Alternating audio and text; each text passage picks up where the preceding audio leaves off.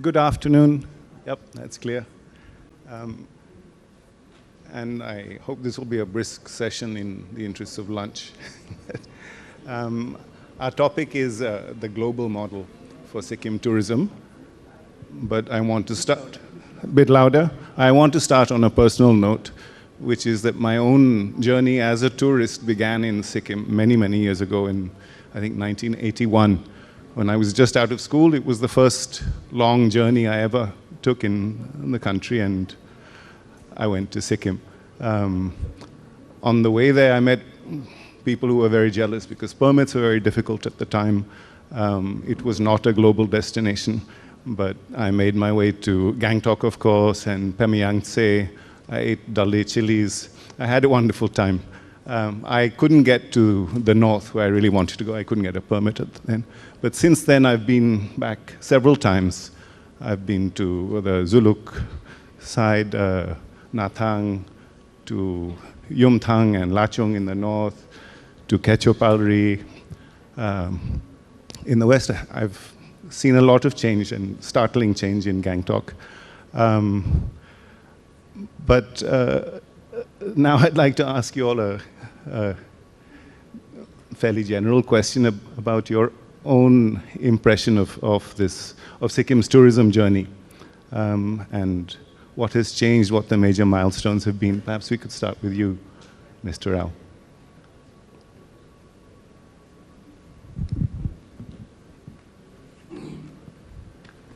So, good morning, all the distinguished guests present here. Thank you to India Today for organizing this beautiful event and providing this opportunity to express our ideas before this August gathering. So, first of all, Kaisab, thank you very much for your question. You visited our state, our beautiful state in the year 1981. 1981, that was the first time. Then after that time, whatever difficulties you had, you have expressed it very beautifully. But those difficulties nowadays, they are not there. If you want to go to Nathula, then so far that guarantee, as a departmental head, I can give one guarantee. Whoever are interested to go to Nathula, that permit will be provided. That initiative government has already taken. Per day, we are allowing 1,000 passes to Nathula. Around 1,500 vehicles, they are going in peak season. But for visiting other places, suppose one is entering through 3rd mile and seeing for visiting Nathula, then if he is interested, he can come back by through Nathang, Kupup Nathang side. They can exit from that side. That facility, vice versa also, we have provided. That facility is there. Regarding tourism, just now Harshvardhan sir, he might have left, I think. He said government has taken a good policy in the year 2019. 2019, that was the year. Really, whatever he said, that time we got 1,33,000 of foreign tourists, inbound tourists in that particular year. After that, if you see, because of COVID or some XYZ reasons, we tried our level best to increase the inbound tourist number. We were unable to do it so far. Last year, only 84,000 foreigners, they visited Sikkim. Before that also, slightly 94,000. But this year, chances are there. If you see the tourism sector side, day by day, it is increasing. That footfall is increasing. As on date, earlier only 10 to 12% of Sikkimis, they used to earn their livelihood. But if you see the present scenario, directly or indirectly, around 30% of the population, they are earning their livelihood. If you see only directly 20% of the people of Sikkim, they are earning their livelihood. But this sector is doing very well. GDP wise, we are providing very good some identity GSDP, our contribution, tourism contribution, that is some 9.48%. 9.48%, that is the third major sector, you can say. First industries, then after that agriculture is there, then service sector, other service sector is there, then fourth one is the tourism sector. It is doing very well. People, they are very, very happy. Whoever are visiting the state of Sikkim, they are giving very good reviews. They are giving. So far, we haven't seen any adverse reviews. But we are changing our strategies to maintain the present some conditions, maybe the environment, clean environment. A number of times we have discussed. Raj Chingappa Sahab also, he said very beautifully, he analyzed the scenario of Sikkim. That's all at this moment. Thank you. Shraddha, you're a leading hotel entrepreneur of the state, and also president of the Hotel and Restaurant Association. And I think you've been involved in getting in major corporate partners into the state as well in the Taj Group. Tell me about your journey in the tourism industry, and also a little bit about the extent to which you focus on the domestic market or the global. Good afternoon, everybody. Thank you so much for the question. Our journey in tourism sector started in the year 2008. And we as a company, Skipping Stones Private Limited, we wanted to show Sikkim the way we saw our state, you know, to the visitors. So right now we specialize in developing hotel infrastructure at offbeat destination. And I find that part very challenging. Anybody can run or make a hotel in a place like Gangtok or a Peling, but when you start doing this in an offbeat destination, what you do is you spread the impact of this industry to rural areas, and the rural society can feel this impact of this industry. And today, like you said, you were in Sikkim about 1981. Yeah, so I would like to state one point out here. I would just like to make this point out here, is the journey of the tourism industry in Sikkim is a journey which has spanned over 4 decades, And this has been etched with hard work, blood and sweat of the stakeholders, so to say, of course, with a lot of support from the policy makers as well. And today, as we stand here, tourism is contributing, above 9% in this in the GDPs, and we have to, we are poised rightly to push this further, and put a target of about 20%. Why not? Sikkim as a state, we should be able to, tourism as an industry should be able to put that much, contribute that much. 20% of the GDP. I mean, why not? Let's keep a target. From 10 at the moment, around. Yes, from close to about 9. And the way the thrust in tourism is happening from the center government also. And tourism has been identified as an industry with maximum growth potential to provide employment. And that is the pain point of every government today, how to provide employment to the masses. And tourism is the answer to that problem, is the way I see it. Thank you. Thank you. Karma, you're the real veteran. Hello. Can you hear me? Yes, I can hear you. I was saying you're the real veteran on this panel in tourism, so I'm really most curious to hear about your own journey in the tourism industry in Sikkim, though I know you've worked outside as well. Do tell us more. First and foremost, I would like to thank India Today for organizing this. Okay, and I think it seems that you're most Indian to me, because my journey is 3.5 decades. I started in 1994. And it's been a great journey. Looking back, your topic was tourism, Sikkim's global model. Okay, when I look at Sikkim as being in this industry for more than 3.5 decades, what I've gathered over the period of time is that 4 aspects which forms our tourism industry. You know, there is no research, there is no development. It's simple 4As. That's what I've experienced. I've been into mountain climbing, I've been into trekking, I've been into, I've been a driver, I've been a hotelier, you name it, you know. So when I look back, when I gathered today, standing in front of all these people, 35 years in this industry, that 4As, you know, and I've divided that 4As into 2 quadrants. Okay. You know, 4As. First is your attraction. Second is your amenities. Third is your accessibility. Fourth is Atithi. Atithi as in guest.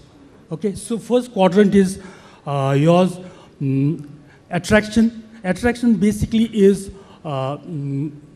product. You know, so what do you attract? It's a product. And as we get into the next 50 years, our Chief Minister has rightly coined that word, Sunaulo Sikkim and Samriddha Sikkim, which basically means Golden Sikkim, Prosperous Sikkim. And as we get into the next 50 years, what I see is Golden Sikkim. Okay, why? Because the tourism, as you know, it provides 70% of the employment to the people. And not only employment, indirectly or directly, it helps. And it boosts infrastructure and revenue. It helps create state's image. It also contributes to the foreign exchange. You know, and when you talk about product, Sikkim being such a small state with 7,000 and only 96 you know, square kilometers, and 80% of that area is forest. Okay.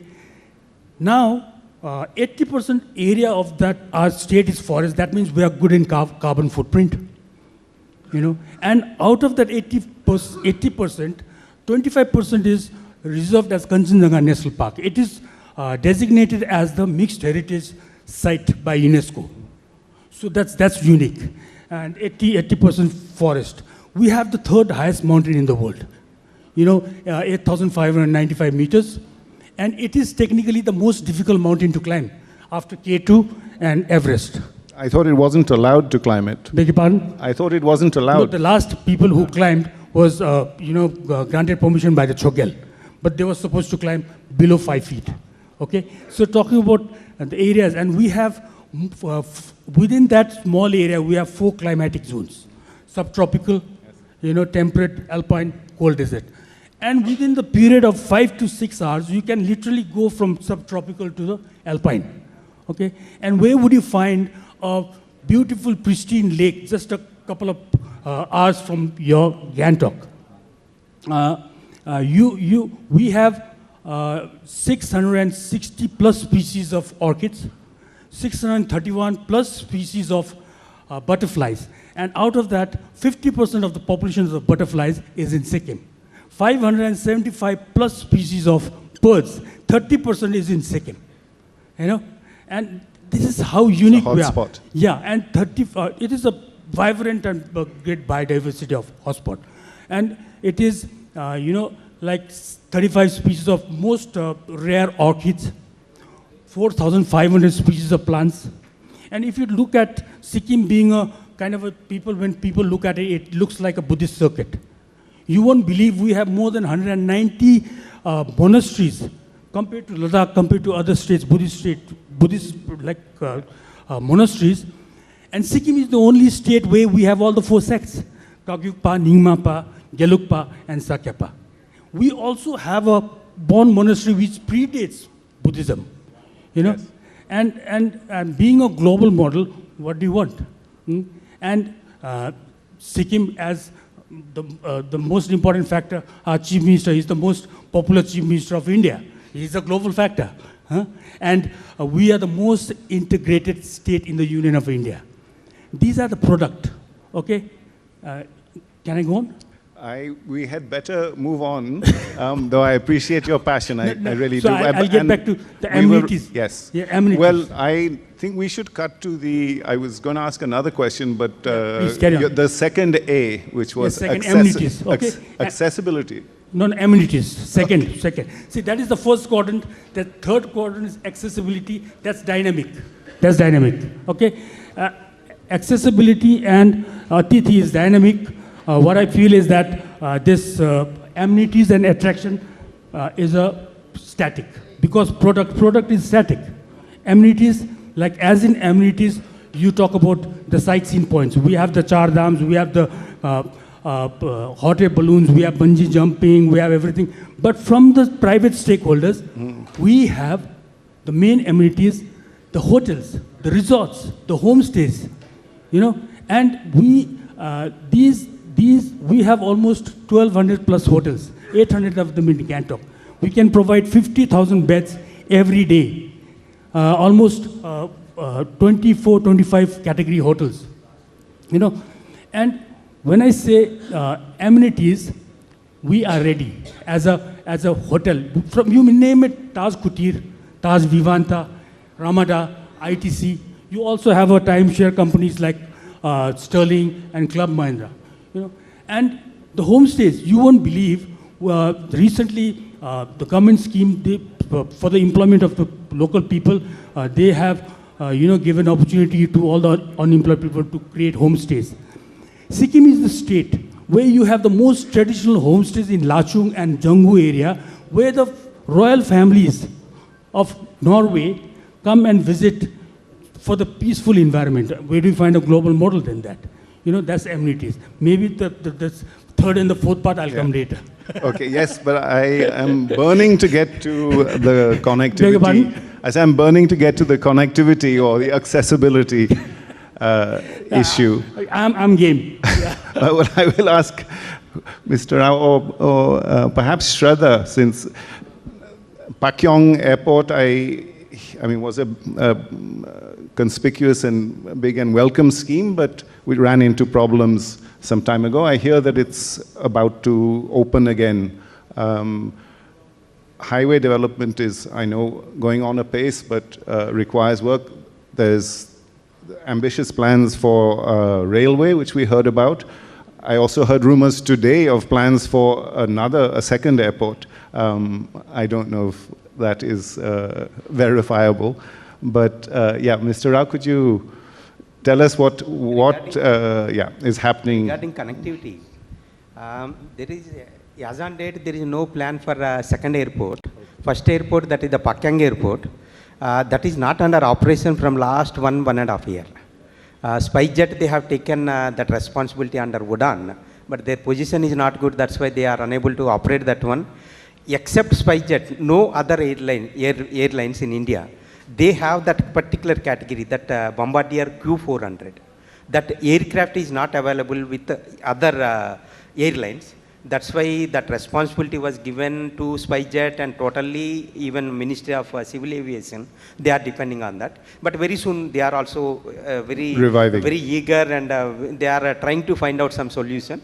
We have given two alternatives. Either you expand the runway, present one is 1.75 kilometers. We requested them to expand it to 2.75. Honorable MP sir is here. He had given that representation to the government of India.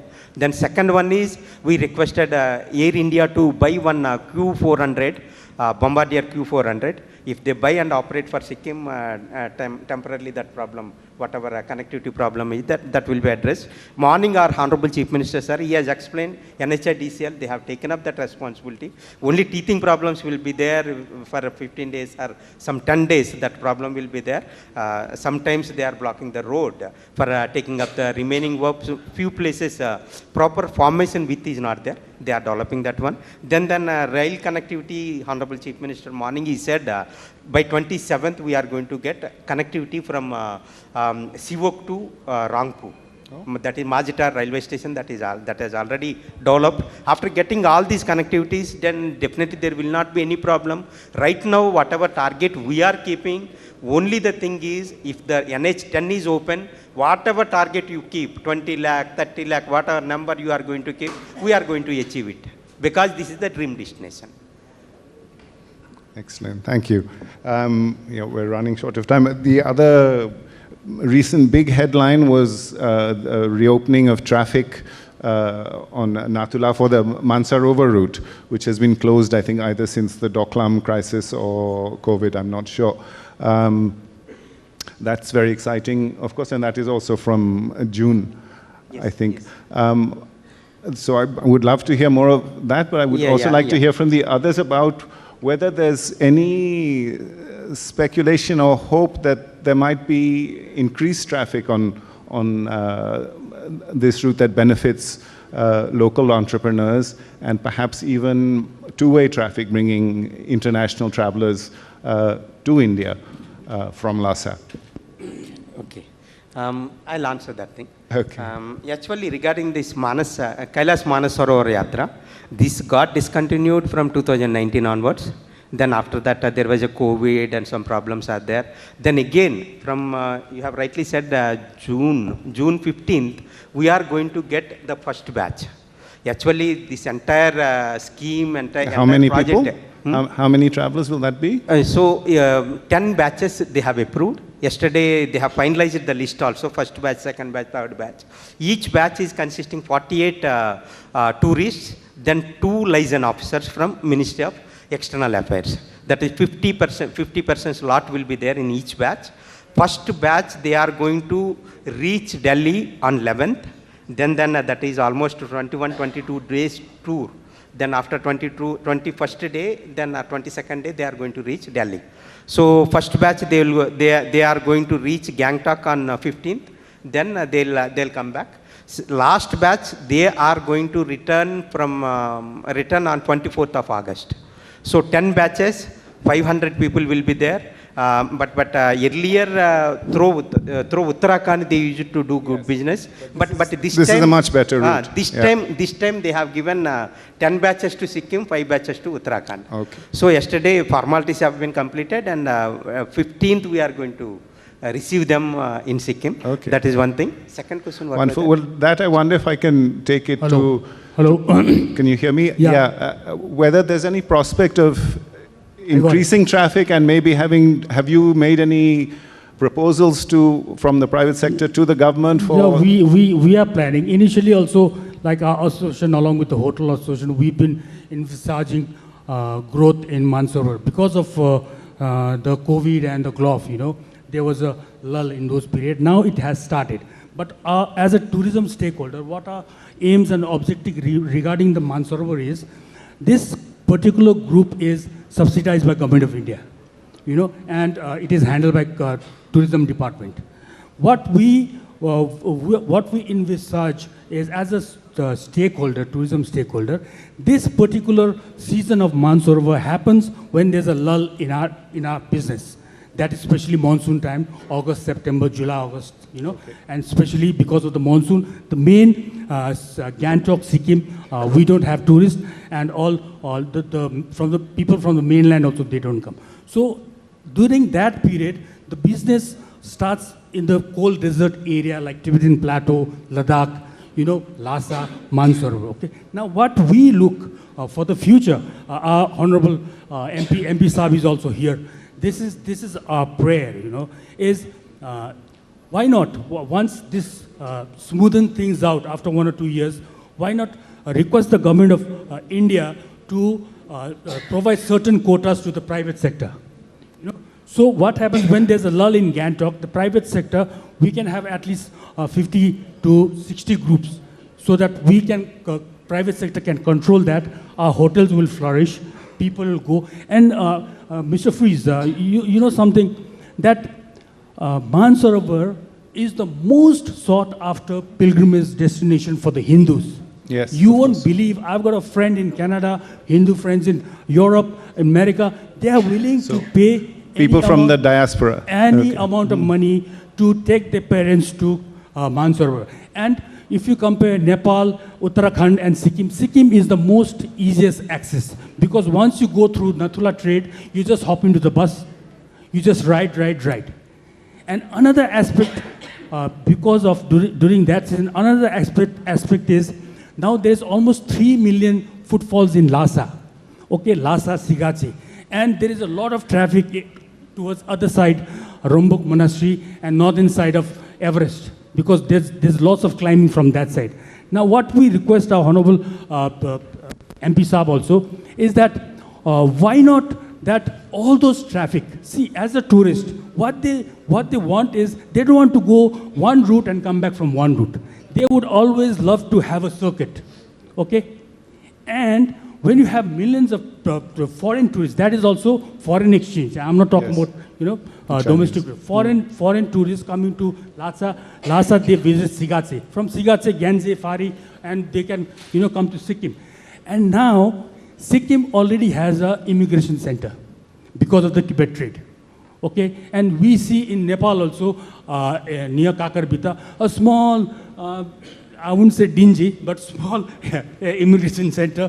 There are two people just looking at the passport. They have the entry to India. They just stamp it.